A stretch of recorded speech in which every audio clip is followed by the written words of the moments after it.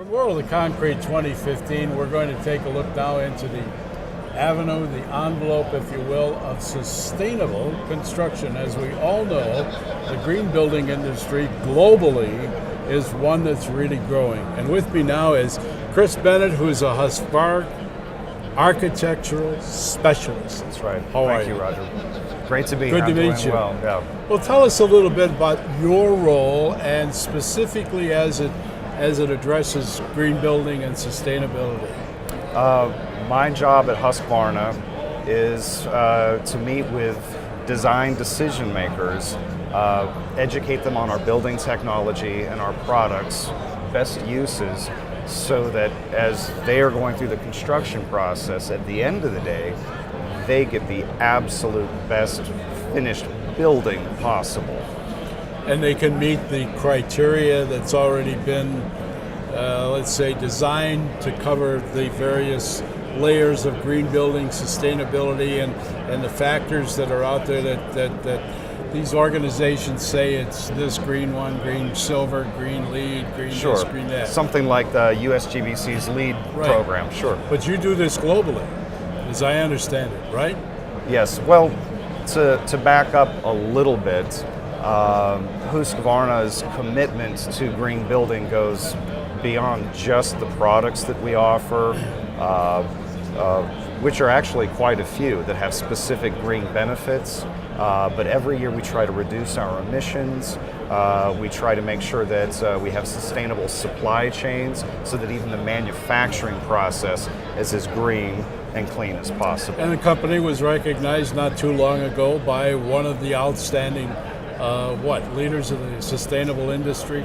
Correct. At the World Economic Forum in Switzerland, by the Canadian Corporate Knights, we were ranked as one of the top 100 sustainable companies on the entire planet. It was a huge honor for us. Well, let me ask you, a guy with his finger in that pie here, and it's a big pie, what is there really a ongoing enlarging interest in green? Is green changed?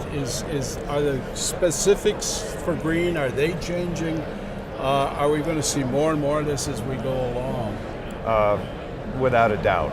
It's not only good practice, it's good business. And you were seeing many municipalities, federal regulations here in the United States that don't just suggest it, but require it as a part of even starting construction or getting building permits.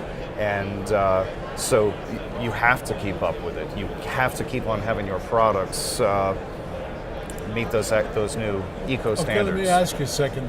What are the products that Husqvarna offers that meet this criteria? We've got quite a few. In some of our saw lines, we have an engine type called X-Torque, and it greatly reduces emissions and fuel consumption. At the same time, it's actually more powerful. And we've also are the only, that I'm aware of right now, the only flat saw manufacturer that meets Tier 4 EPA requirements for diesel emissions out on the highway. We're very, very proud of that. To take it on the interior, away from the road, we also have a flooring system for diamond polished concrete called Hyperfloor, high performance floor. And not only are the chemicals low VOC, volatile organic compound, but the end result is actually a very sustainable floor that reduces the need for overhead lighting, pull of electricity from the grid. It's very easy to maintain, and you're using the existing slab or new construction, so the impact to just the building side is very low.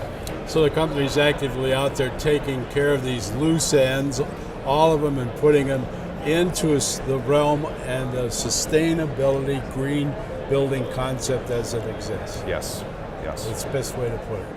Chris Bennett, who is a Husqvarna architectural specialist, welcome. Glad you brought your message to us right here at World of Concrete 2015. Thank you, Roger.